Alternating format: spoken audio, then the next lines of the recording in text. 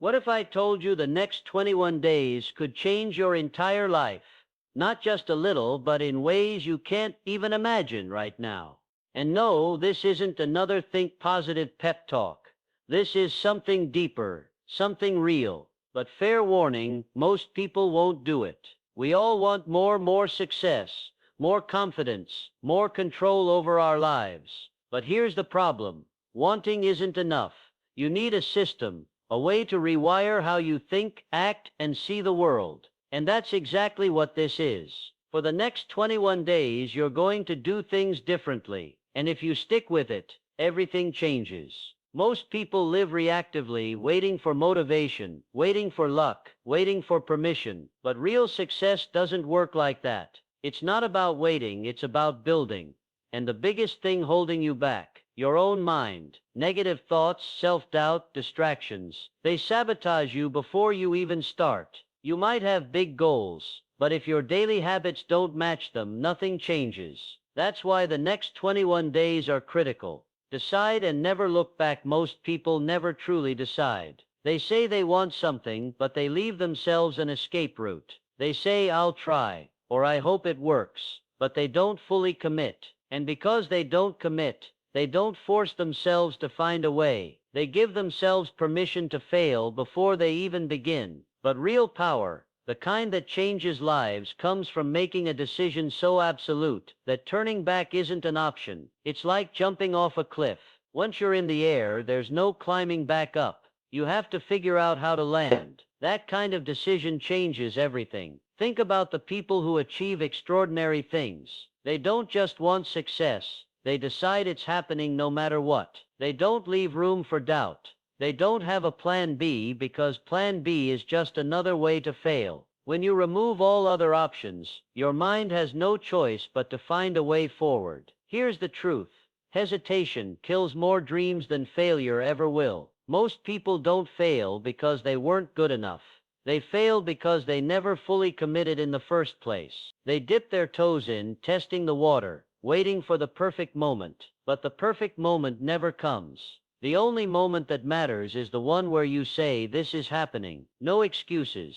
Take someone starting a business. The ones who keep their day job just in case rarely make it. Why? Because when things get hard, and they always do, they fall back on safety. But the ones who quit their job, who burn the bridges behind them, have to succeed. They don't have a choice. That pressure forces them to think differently, to push harder, to find solutions they wouldn't have seen otherwise. This isn't about being reckless. It's about eliminating the mental escape routes that let you off the hook. When you fully decide, your brain shifts. No longer are you asking, can I do this?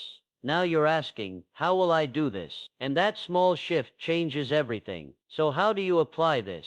First, stop saying I'll try. Trying is just a polite way of saying you're not really committed. Instead, say I will. Make the decision absolute. Write it down. Tell people. Put yourself in a position where backing out would be harder than moving forward. And when doubt creeps in, because it will, remind yourself, you already decided. There's no going back. The only way is through. Speak your goals into existence.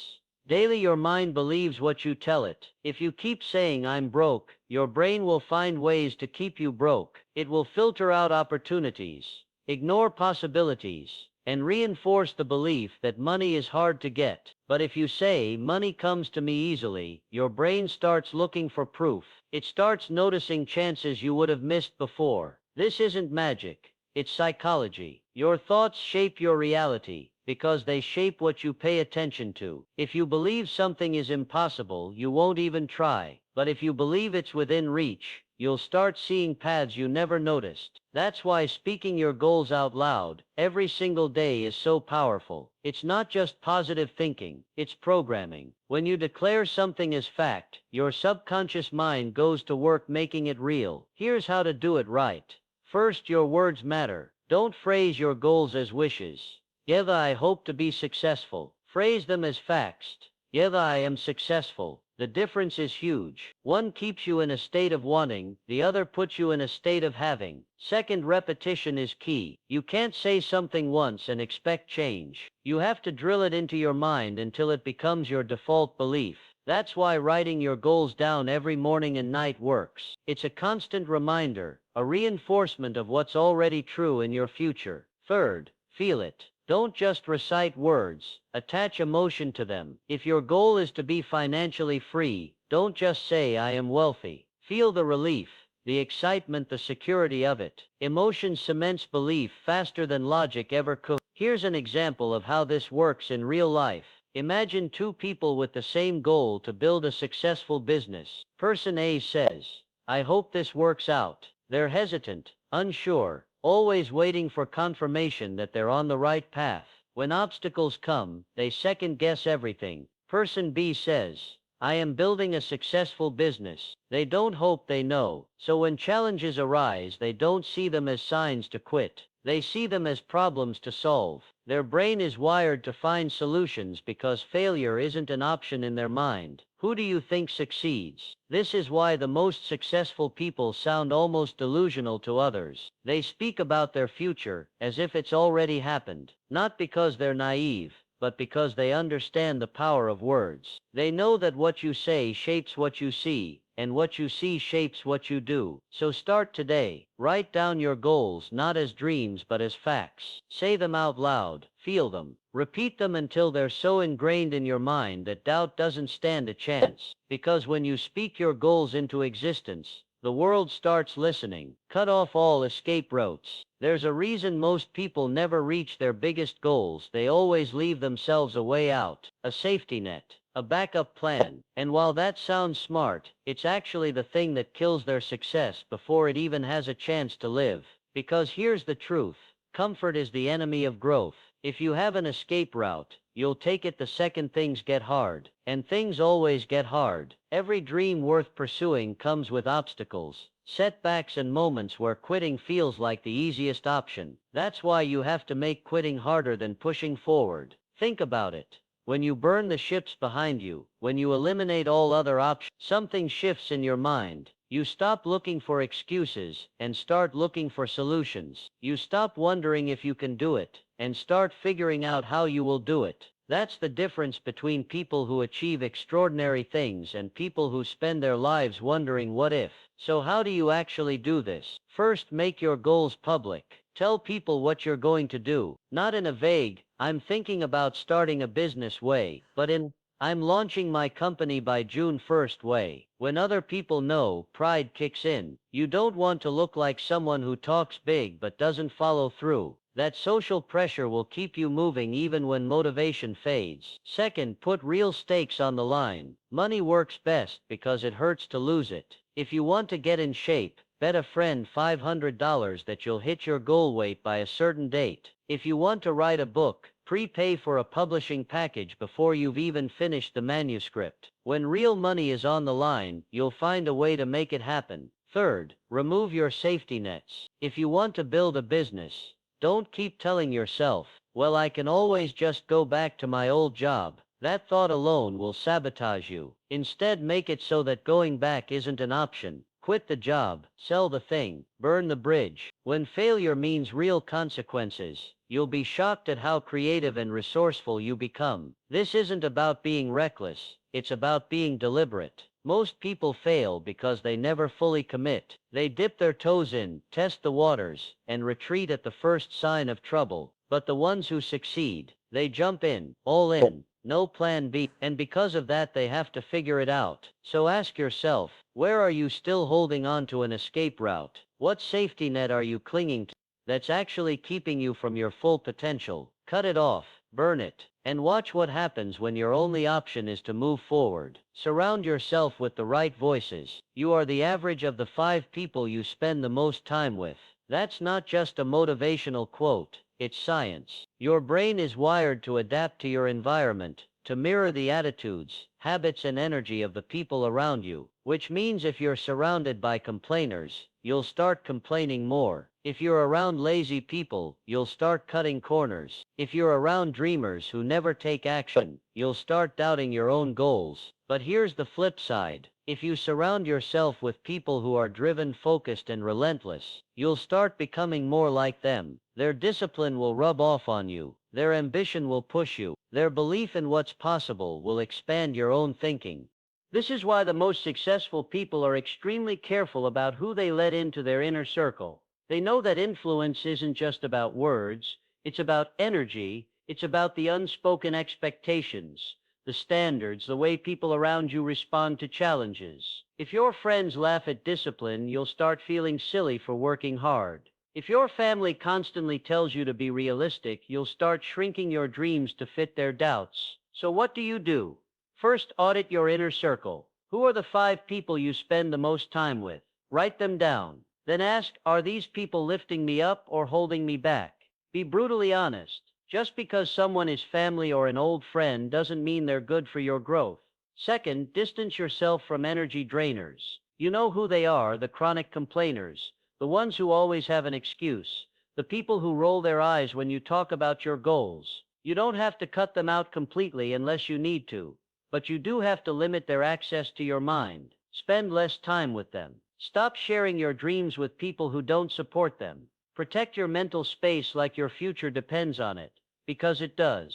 Third, find mentors even if they're not in the room. If you don't have successful people in your immediate circle, bring them in through books, podcasts, and interviews. Study how they think.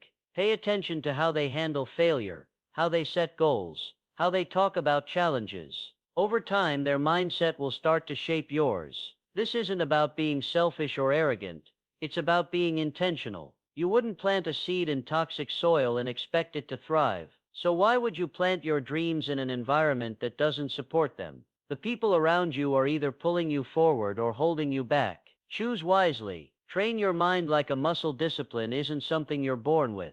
It's something you build, one small victory at a time. Think about how muscles grow. You don't walk into the gym on day 1 and lift 300 pounds. You start with what you can handle, then gradually increase the weight.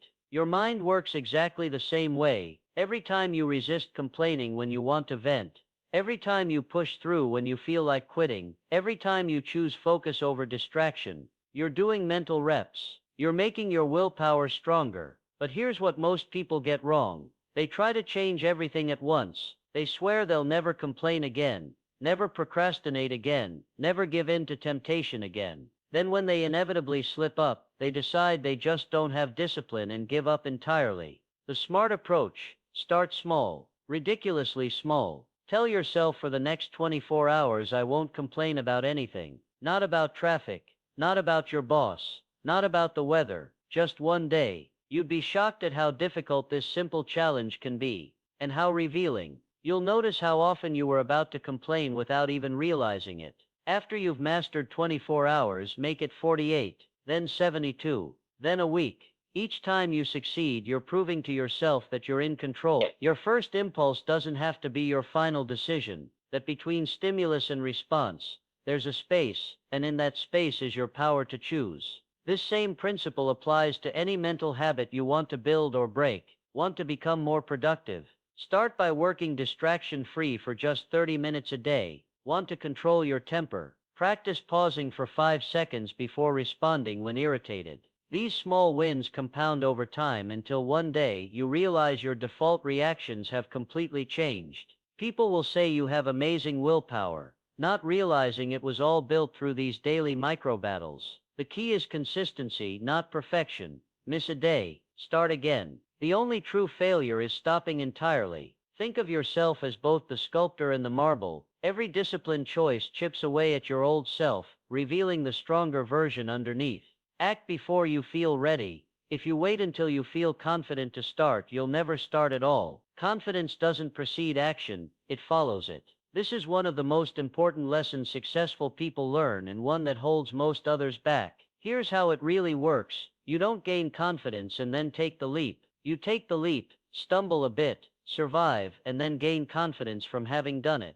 That first speech doesn't come after you feel like a great public speaker. It's what makes you one. That first business deal doesn't happen once you feel like an entrepreneur.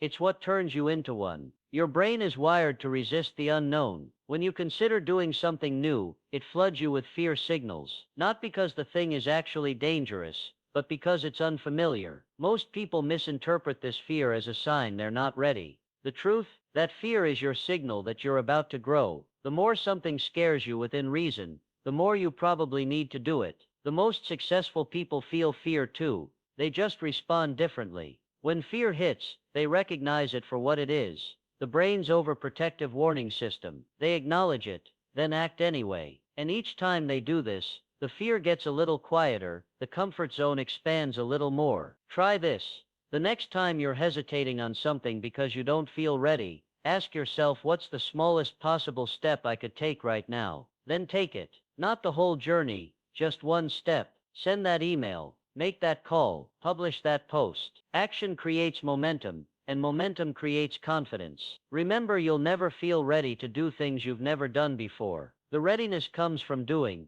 not waiting. Every expert was once a beginner who started before they knew what they were doing. The difference between where you are and where you want to be is simply a series of actions taken while uncomfortable. Waiting for confidence is like waiting for a car's engine to warm up before starting a trip. It makes no sense. The engine warms up as you drive. Your confidence builds as you act. So start the engine, begin the journey. The confidence will come. Visualize the end, then work backwards. Most people never reach their biggest goals because they start in the wrong place. They look at where they are now, try to imagine the path forward and hope for the best. But hoping is not a strategy. Wishing won't get you there. If you want real results, you have to flip the process upside down. Close your eyes for a moment, not to daydream, to remember. Remember the moment your goal is already achieved. See it like it's happened. Feel the weight of it, the reality of it, the pride, the relief, the quiet satisfaction of knowing you did what you set out to do.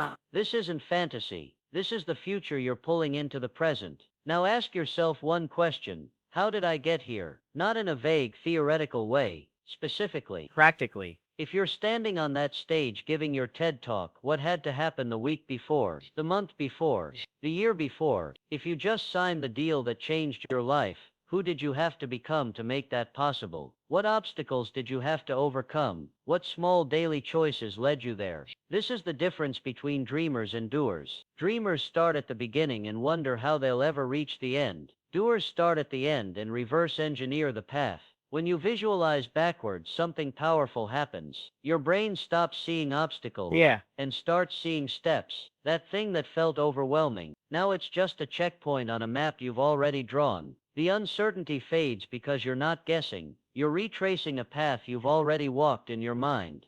Take someone who wants to build $1 million business. If they start from today and try to plan forward, they'll drown in questions. How do I find clients? What if no one buys? What if I fail? But if they start from the $1 million mark and work backward, the questions change. What was the last product that pushed me to 7 figures? Who were the key clients that made it possible? What systems did I build to handle that level of success? Suddenly, the path isn't a mystery, it's a series of logical, achievable steps. This is how the most successful people operate. They don't hope for luck. They don't wait for motivation. They see the finish line so clearly that the path reveals itself. Then they walk it, one deliberate step at a time. So try it now. Whatever your goal is, fast forward to the moment it's already done. Feel it. Own it. Then, with that certainty locked in, ask yourself, what's the first step I need to take today to make this real? That's how you turn vision into reality. Not by chasing it, but by pulling it toward you. Never miss twice. Let me speak plainly to you now. Let me deliver to you a truth so critical, so urgent, that once you hear it, once it enters your consciousness, you will never be the same again. You are going to fall. You are going to fail. You are going to break your own promises. That much is certain. Not because you're weak, not because you're flawed, but because you're human. It is part of the human experience to fall short. You will have days when your motivation fails to show up. Days when the voice inside your head, the one that whispers excuses cloaked as logic, will be louder than your ambition. You will have days where everything inside you screams for comfort instead of discipline. That is not a warning, it is a guarantee. But here's what matters, what really matters. The ones who go on to accomplish great things, the ones whose names are remembered, whose lives are studied, whose legacies endure, they are not the ones who never miss.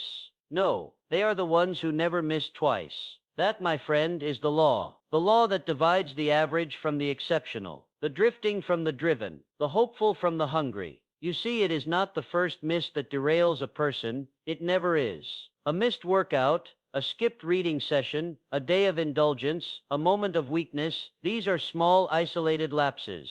They do not define a person. They are not fatal. But when you miss twice, that is when the danger begins. That is when the pattern starts to take shape. That is when your mind, the very architect of your future, begins to rewrite your identity in silence. And that is no exaggeration. The mind is always watching, always recording, always asking, what kind of person am I becoming? Every action you take is an answer to that question. And when you miss once, the mind says, that was unusual, a rare misstep. But when you miss again, when that second miss slides in unnoticed, that's when your mind whispers, maybe this is who we are now. And make no mistake, your identity is the foundation of your habits, and your habits are the blueprint of your destiny. You must understand the gravity of that second miss. You must treat it like a fire in your house. You must run toward it, not away from it. You must respond not with guilt, but with urgency. You must act, not think about acting. You must move, not wait until Monday. The longer you delay, the deeper the roots of that new identity grow. The more comfortable you become with a lower standard, the more normal inconsistency feels. And that, my friend, is how dreams die. Not with a thunderous crash, but with a soft whisper that says, I'll get back on track tomorrow. No, not tomorrow. Now. Now is the only time that matters. Now is the moment where character is built. Now is the moment where you snatch back control from the hands of excuse, doubt, and delay. Now is the moment where you tell the world, I may have stumbled, but I have not surrendered. That's the difference between those who make it and those who don't. Not perfection, persistence. Not never falling, never staying down. Let me put it plainly. Discipline is not about flawless execution. It's about refusal. The refusal to allow a single failure to multiply. The refusal to let one bad choice become a lifestyle. The refusal to let one missed opportunity become your story. This is the golden rule, the iron law, the one thing you must vow to yourself if you want to achieve anything of worth in this life. Never miss twice. Once you absorb this truth, something powerful happens. That first miss, it loses its grip on you, it becomes lighter, less dramatic, less significant. You no longer spiral into guilt. You no longer need to punish yourself. Why? Because you know the rule. You follow the code. You have decided in advance how you will respond. Not react. Respond. With clarity. With strength. With resolve. And so you return to the path at the very next opportunity. You skipped reading today. You read tomorrow. No matter what. You broke your diet at lunch. You eat clean at dinner. You didn't go to the gym yesterday. You go today, even if it's just a short walk. You don't wait until you feel inspired. You don't wait until it's convenient. You don't wait at all. You act, because action is how you reclaim power. Action is how you remind yourself of who you are. Do not fall into the seductive trap of starting over. That is a lie. That is a trick of the mind. There is no starting over. There is only continuation. Continuation of a journey that is messy, imperfect, but moving forward. Life will never hand you perfect conditions. You will never wake up in a world that guarantees ease, comfort, and motivation on demand. Stop waiting for the stars to align. Stop bargaining with time. You don't need perfect days. You need pattern interruption. You need to be the kind of person who knows how to stop a downward spiral before it begins. Do you know what separates legends from the forgotten? They just didn't stop. That's it. They kept showing up. They missed days. Yes. They had doubts. Of course. They felt lazy, tired, uninspired, many times. But they didn't let that second miss happen. And if it did, they made damn sure it didn't happen again. There's a rhythm to discipline, and once you feel it, it changes you. It's not about how hard you can go in one day. It's about how consistent you can be across many. One powerful action means little if it's followed by silence. But steady, repeated effort, that builds empires. That writes books. That sculpts strong bodies. That grows thriving businesses. That transforms lives. Let others chase the fantasy of flawless execution. Let others crumble when they stumble. But not you. You are different. You know the truth. You've made the vow. You will fall, but you will rise. You will slip, but you will correct. You will miss, but never twice. And here's the beauty of it. Once you live by this rule, you begin to develop a quiet kind of confidence.